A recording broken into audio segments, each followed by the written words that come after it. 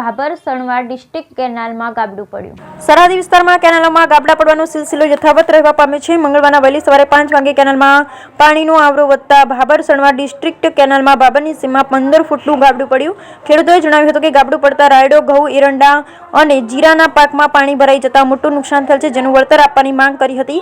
નર્મદા કેનાલમાં જવાબદાર તંત્ર દ્વારા તત્કાલ કેનાલમાં પાણી બંધ કરાવી કેનાલનું ગાબડું પૂરવાનું કામ હાથ ધરવામાં આવ્યું હતું। Bureau report વરઠકડી। ओके મારું નામ દિનેશ શંકર છે કારલા।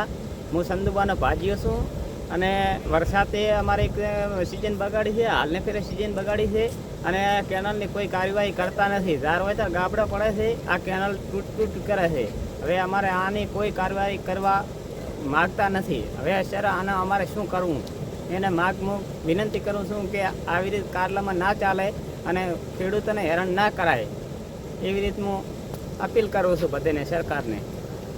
કેટલા વાગે કેનાલ તૂટી હતી? શું નુકસાન તૂટી થયું? છે આખા 5 વાગે તૂટી છે અને આખા ખેતર 12-13 ભરાઈ ગયા છે। બધાને તમાકુ વાવલ હતી। અમારા ખેતરમાં ચંદુબાનો ભાજીઓ છું, મારા રાઈ હતી અને રાયડું સારું હતું અને ખેડૂતોને ખૂબ મુશ્કેલી પડી રહી છે અત્યારે હાલમાં। ઘરમાં પાણી વળી બધે।